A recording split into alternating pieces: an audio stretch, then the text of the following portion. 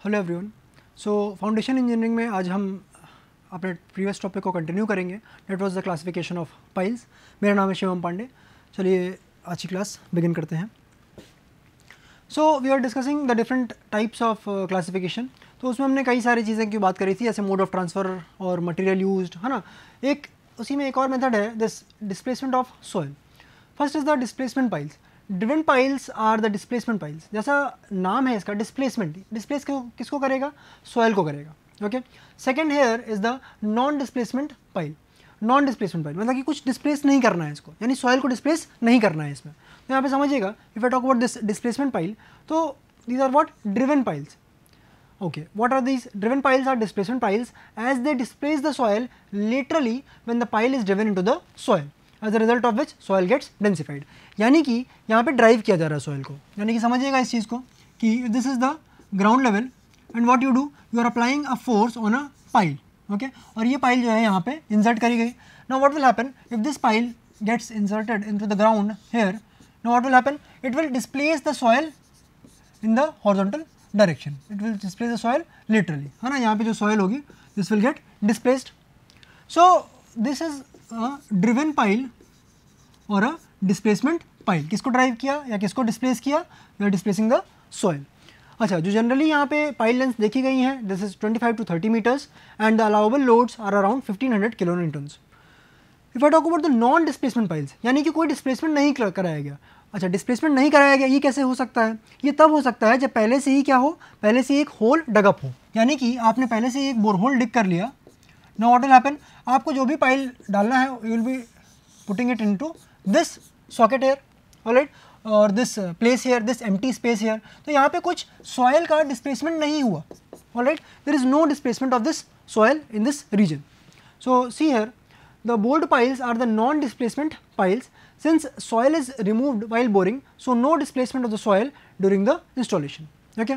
Next is the pile length up to 50 meters are shown or the seen here when we are in the field, and the allowable loads even up to 10,000 kilonewtons can be applied. Okay.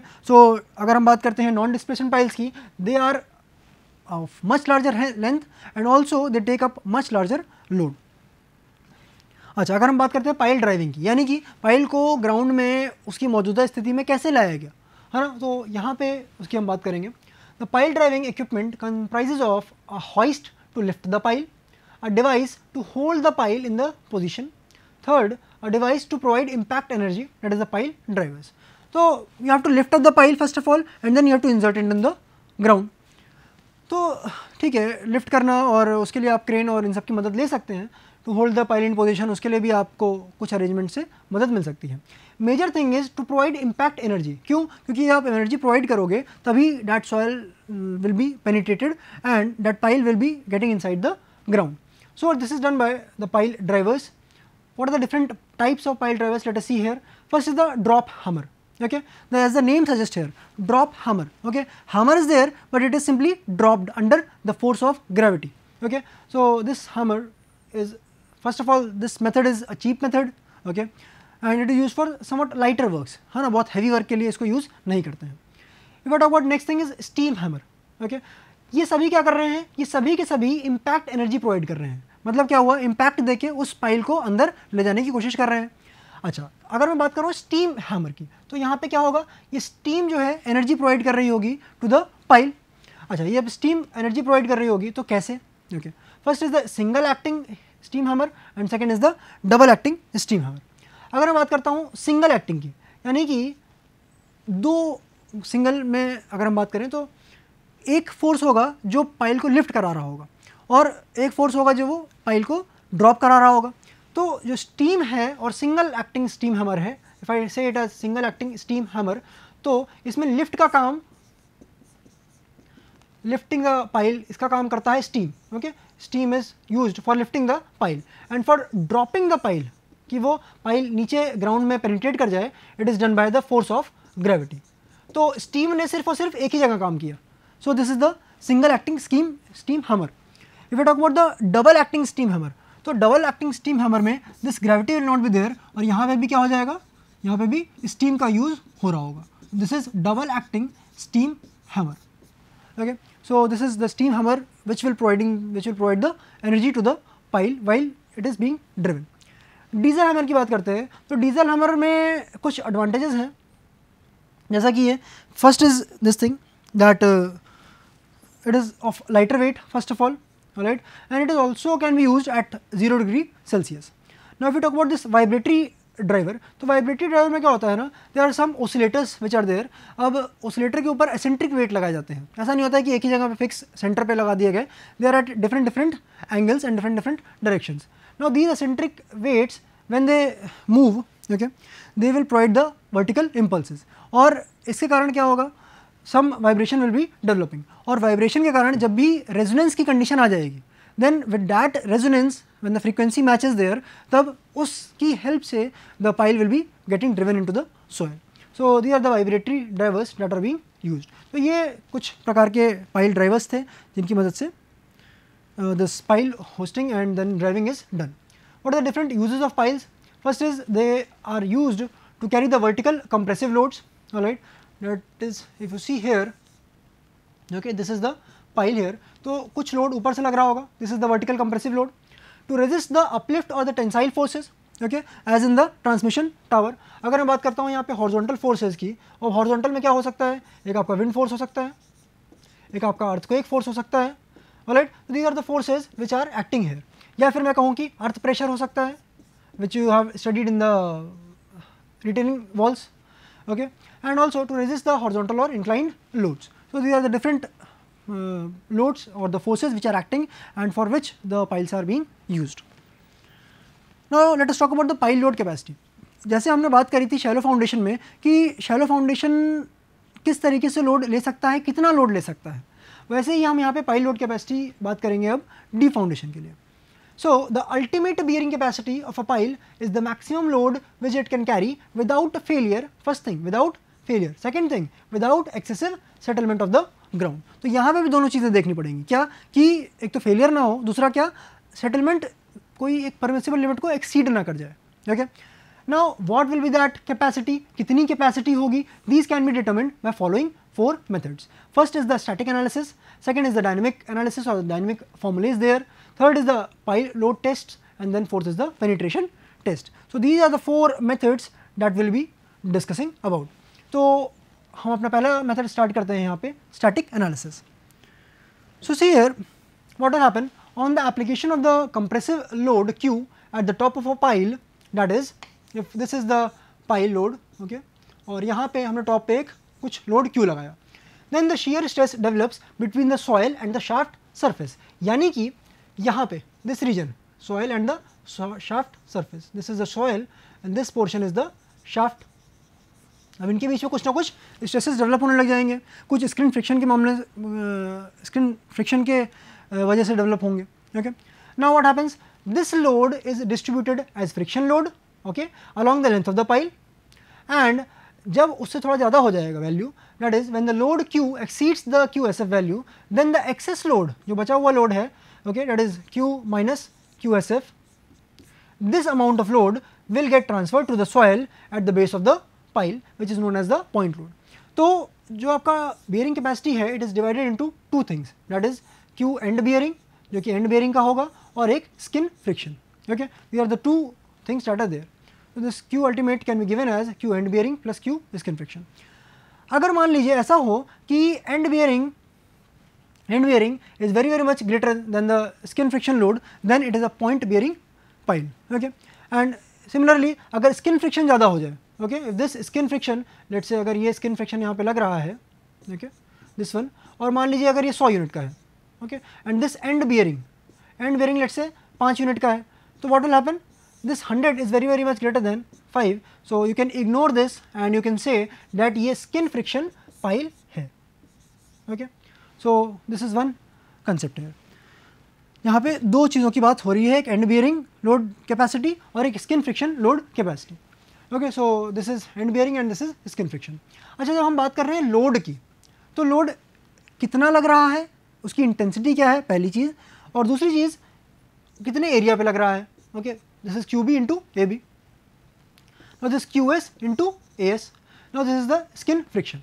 अब आप खुद ही समझिएगा कि अगर हम and bearing की बात कर रहे हैं तो इस पिक्चर को ध्यान से समझिएगा। यहाँ पे अगर if you are talking about this pile, है ना, तो एंड बियरिंग यानी कि लोड कहाँ पे लग रहा है, यहाँ पे जितने भी फोर्सेज ये आपने यहाँ पे लोड लगाया, no some load has been transferred as end bearing और some load has been transferred as the skin friction.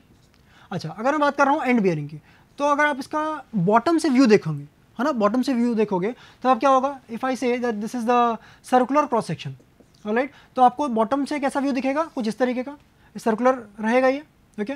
और जितना भी इसका एरिया होगा that is this A B, ठीक, या फिर कभी कभी ऐसा भी लिख सकते हैं A and bearing area of this pile, तो जो भी इसका एरिया होगा पाई बाय 4 d² आप निकाल लोगे उससे।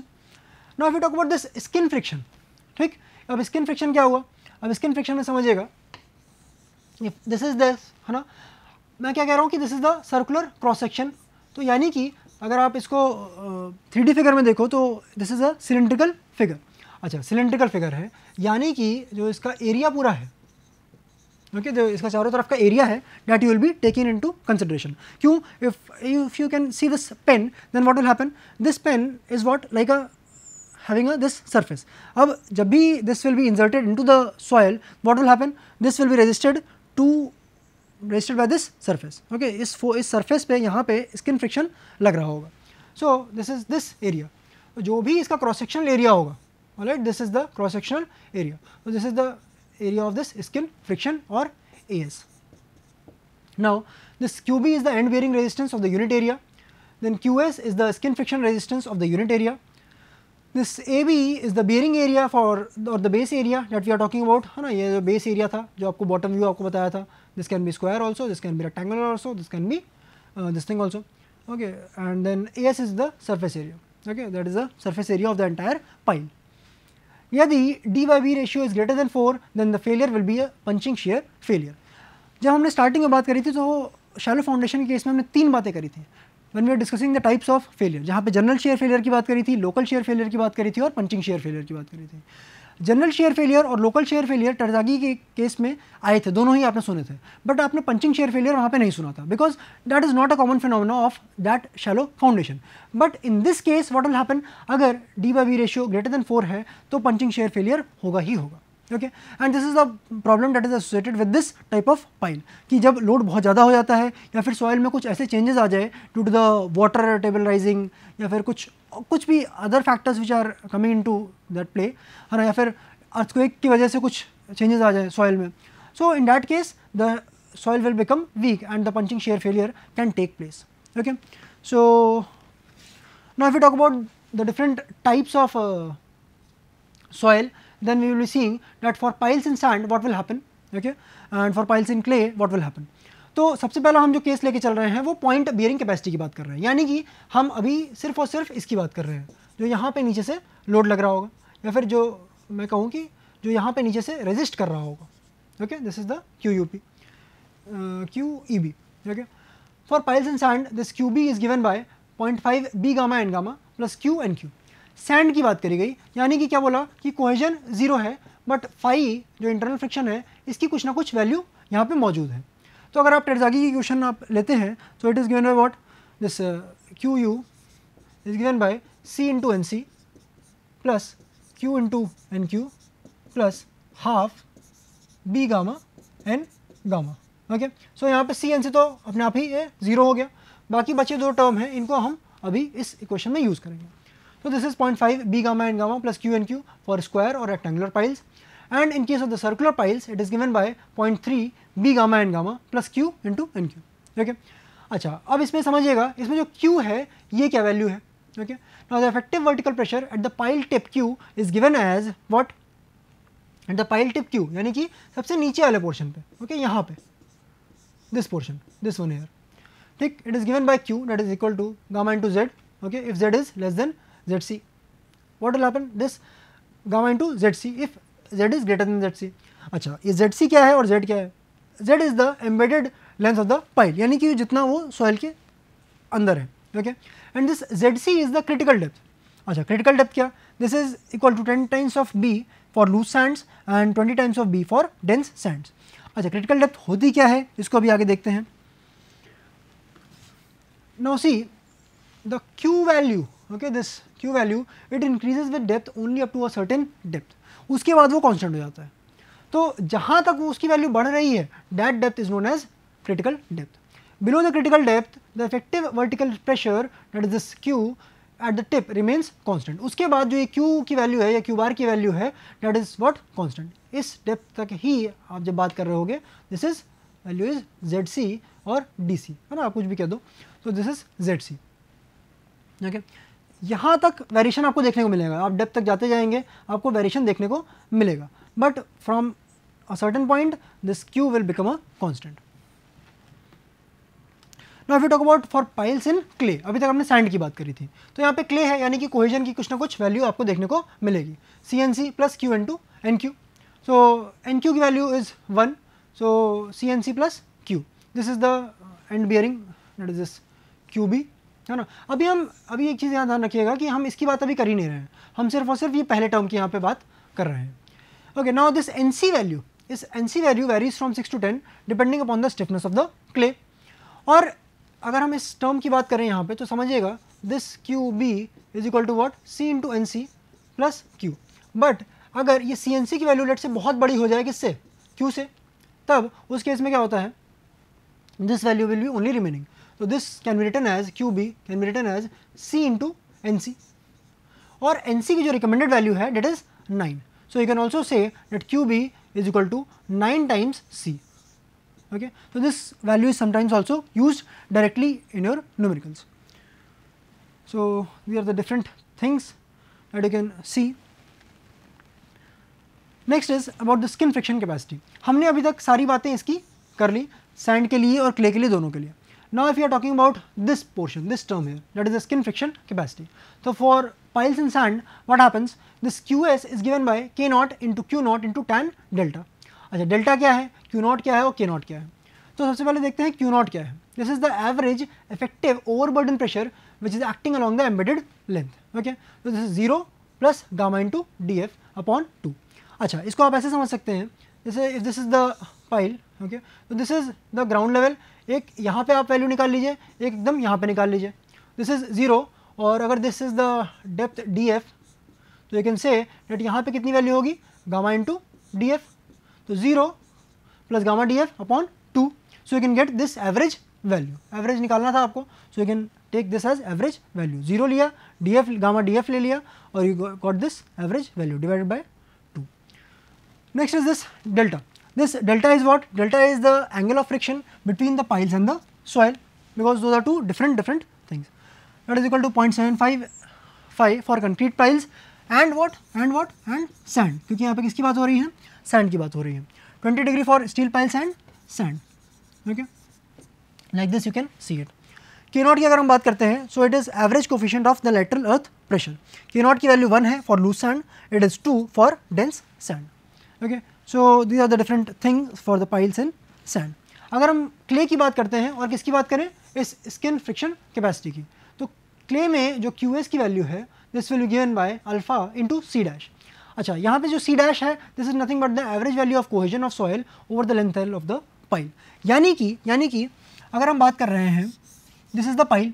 अच्छा, अब पाइल की जब आप लेंथ का डिस्कशन करते हो तब क्या कहते हो कि ये करीब 25 मीटर का हो सकता है ना, 25 मीटर से 50 मीटर तक भी वेरी कर सकता है कुछ पाइल्स के केस में। अच्छा, जब इतना डेप्थ तक जा रहा है तो क्या पता कोहेजन यहाँ पे कुछ एक वैल्यू लेट्स से C1 है ना, और कुछ यहाँ पे अगर आप बात करो C2 है, और यहाँ पे कुछ बात करो तो C3 है। सो कोहेजन की वैल्यू अलग अलग है, क्योंकि सॉयल की लेयर में भी कुछ ना कुछ बदलाव आ सकता है। लेट्स से ये लेयर 1 है, लेयर 2 है, और ये लेयर 3 है। तो जब सॉयल की लेयर अलग अलग है और जो कोहेजन है वो भी अलग अलग है, so what will you taking the average value, C1 C2 C3 का आप एवरेज ले सकते हो, and that you will be given as this C dash. Okay, so pile foundation के केस में यही आपको हमेशा देखने को मिलता है कि C डैश की वैल्यू चेंज रहती है। Okay, so this is one thing, and then this alpha is the adhesion factor, because adhesion मतलब क्या हुआ। अच्छा, इसमें आप समझो इस तरीके से कि एक वर्ड है कोहेजन, एक वर्ड है एडिशन। कोहेजन मतलब कि समान चीज़ों में जो जुड़ाव होता है, that is this cohesion. Adhesion मतलब क्या हुआ कि दो अलग अलग चीज़ों में, जैसे फेविकोल इज एन एडेसिव। क्यों उसे बोलते हैं, because Fevicol will be sticking a paper and a would, दोनों अलग अलग चीज़ें हैं, वो दोनों को चिपका सकता है। वैसे ही यहाँ पे क्या है, this is the adhesion factor. Adhesion क्यों बोल रहे हैं, क्योंकि सॉइल एक अलग चीज़ है और पाइल एक अलग चीज़ है, तो उन दोनों के बीच का जो भी इंट्रैक्शन होगा that will be given by this factor, that is the adhesion factor. यदि ये लूज या सॉफ्ट क्ले होती है तो एडिशन की value is more, stiff clay है तो एडिशन की value is, adhesion factor is lesser, हाँ इट इज 0.2 से 0.4 के बीच में। टॉमलिंसन ने भी कुछ कर्व दिए थे इसके लिए, those are also there. So if you talk about this pile load capacity, okay, and we are moving on to the dynamic formulas now. So see, the method is suited for the dense cohesionless soil only. First thing here, it is not to be used for loose saturated sands, because loose saturated sand में क्या होगा ना, due to the dynamic action of the different tests that will be using, वहाँ पे क्या होगा, this liquefaction may occur, which may not give the true results. Okay, so these things have to be kept in mind. Third is it is based on the dynamic action of the hammer. Dynamic action मतलब क्या हुआ, बार बार कुछ ना कुछ movement देखने को मिल रहा है, जैसा कि हमने डिस्कस किया था एसपीटी में और सीपीटी टेस्ट में, है ना, जो स्टैटिक कोन पेनिट्रेशन टेस्ट था और एक स्टैंडर्ड पेनिट्रेशन टेस्ट था। These are based on the laws which are governing the impact of elastic bodies. अच्छा, इलास्टिक बॉडीज की अगर हम बात करते हो तो एक और टर्म आएगा, that is this coefficient of restitution. Okay, हम इसके बारे में आगे देखेंगे, तो we'll move on and then we'll see that input energy of the hammer blow is equated to the work done in overcoming the resistance of the ground to the penetration of the piles. So one force is what? One force is the input energy, okay, and second is the work done in overcoming the resistance of the ground to the penetration of the pile. यानी कि if I say that this is the place wherein the pile has to be inserted, now what will happen? अगर आपने ऊपर से force लगाया, अब force किससे लगाएंगे, पाइल ड्राइवर या फिर मैं कहूँ कि ड्रॉप हैमर, स्टीम हैमर, है ना, वाइब्रेटरी हैमर, इन्हीं सब से आप फोर्स लगाओगे। फोर्स लगाओगे यानी कि आप इम्पैक्ट एनर्जी कुछ दे रहे होगे। इम्पैक्ट एनर्जी मतलब क्या हुआ, इस इनपुट एनर्जी की बात हो रही है। ओके, दिस इनपुट एनर्जी की बात। अच्छा, अब इनपुट एनर्जी तो आपने यहाँ पे प्रोवाइड करी, अब क्या होगा, now this pile will be getting inside the soil. अब यहाँ पे कुछ ना कुछ रेजिस्टेंस देखने को मिलेगा, and this is what, nothing but the work done. अब इनपुट एनर्जी जितनी आपने प्रोवाइड करी उतना ही यहाँ पे वर्क डन हुआ, so you will be equating the input energy and the work done. Okay, so that you have to equate there. सो ये तो यहाँ पे कंसेप्ट हो गया जो कि यहाँ पे हर जगह पे यूज़ होगा, और इसी की मदद से सारे फॉर्मूलेज डराइव होते हैं। Now allowance is to be made for losses which are caused by the friction, by the heat, by the hammer rebound, vibration and the elastic compression of the pile. इन सभी के लिए allowance या कुछ extra चीज़ें आपको provide करनी पड़ेंगी। Now the different formulas that are in use in this dynamic analysis are what? First is the ENR formula or the engineering news record formula which was given by Wellington in 1888 year, then the Hille method and then modified Hille method. So let us now discuss this very first method, that is the ENR method here. ENR method बहुत ही काफ़ी पहले publish हुआ था, in this publication in engineering news record. It was proposed by AM Wellington in 1888, जहाँ पे input energy को और जो वर्क डन था उसको इक्वेट किया गया, जैसा कि हमने अभी प्रीवियस स्लाइड में देखा। और now this QU into H dash is equal to W into H. अच्छा, जो ये S डैश है, this was given by S plus C। Okay, so when we solve this, है ना, तो सिंप्लीफाई हमने इसको किया जब, तो this QU comes out to be W into H by S plus C। अच्छा, अब यहाँ पे W क्या है, H क्या है, S क्या है और C क्या है, अब इसकी बात करते हैं। Okay, what are the different terms there. उसके पहले आप ये समझिएगा कि ये तो अल्टीमेट लोड कैपेसिटी आ गई किसकी, एक पाइल की।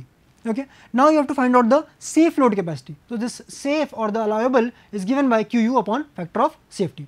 अच्छा, एक इंपॉर्टेंट पॉइंट यहाँ पे ये देखने को मिलता है कि the factor of safety is in most cases taken as 6, because uncertainty बहुत ज़्यादा है। अनसर्टेनिटी ज़्यादा है कि सही रिजल्ट मिलेगा कि नहीं मिलेगा। अगर जब भी अनसर्टेनिटी रहेगी तब आपको फैक्टर ऑफ सेफ्टी की वैल्यू बढ़ा के लेनी पड़ेगी। ओके, so let us see now the different points which are there. इसी फॉर्मूले को अब हम सिंपल पॉइंट्स में देखते हैं। This QU is equal to WH by S plus C, जहाँ पे QU is nothing but this ultimate load bearing capacity of the pile. तो ये तो बहुत ही सिंपल है, इसमें कुछ बताना नहीं है। Now what are the different things here. W is the weight of the hammer in kgs, H is the height of the fall of hammer. अब जब हाइट किसी हाइट से फॉल कर रहा है, then what will happen, the potential energy will be transferred into the kinetic energy, और वही energy जो है फिर पाइल को मिलेगी, और उसी से the resistance by the ground is to be overcome. So this is the h height जहाँ पे पोटेंशियल एनर्जी को काइनेटिक एनर्जी में बदल दिया जा रहा है. S is the penetration of the pile per blow of hammer in centimeters. Okay, it is taken as the average value of the last 5 blows for the drop hammer.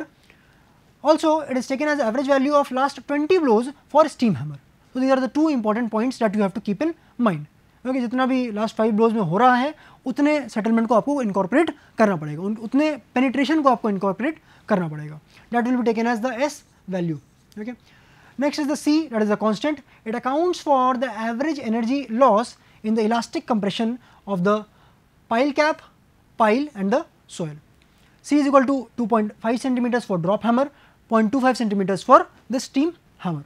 So these are the different terms which are in use in this formula. Okay. So one more thing, that is this P is the effective steam pressure in kilogram per centimeter square, and this A is the effective area of the piston on which the steam pressure is applied. Okay, that is in centimeter square. अब हम drop hammer की अगर हम बात करें तो C is equal to 2.5 centimetres. तो जो फॉर्मूला था QA is equal to WH upon this factor of safety into what S plus C. तो C की वैल्यू कितनी है यहाँ पे 2.5 centimetres. So you are using that value. Steam hammer की अगर हम बात करते हैं तो यहाँ पे C की वैल्यू 0.25 सेंटीमीटर्स है. तो अब दो चीज़ें हमने बात करी थी, क्या कि सिंगल एक्टिंग स्टीम हैमर हो सकता है या फिर डबल एक्टिंग स्टीम हैमर हो सकता है. Now in this case what will happen, C की वैल्यू 0.25 हो जाएगी. But in the case of what, in the case of the double acting steam hammer, यहाँ पे एक और टर्म यूज़ हो रहा है दिस W के साथ, है ना, हैमर के साथ एक और टर्म यूज़ हो रहा है, that is this AP. Okay, this is the additional load और the additional energy which is being provided on the pile. यानी कि जो पाइल है आपका उस पर सिर्फ हैमर का वेट ना लग के क्या हो रहा है, this effective area and the effective steam pressure is also being applied. So these are the few major things that we have discussed till now. Now this QA can be expressed in one more form, that is this energy form. Okay, 166.64 into E upon S plus 2.54, where QA is the allowable pile load in terms of kilonewton and E is the energy per blow. Okay, and this is in kilojoules, and S is the average penetration or mm per blow for the final 150 mm of driving, where the minimum permissible value of S is 1.25 mm. So these are the different terms or the parameters, and this is the another formula which has been given in terms of energy. Okay, जो हमने इससे पहले formula देखा था, that was in terms of the hammer blow and the hammer what the weight of the hammer was given, so it was in that terms. Now we will be discussing this numerical in the next class. Thank you for today.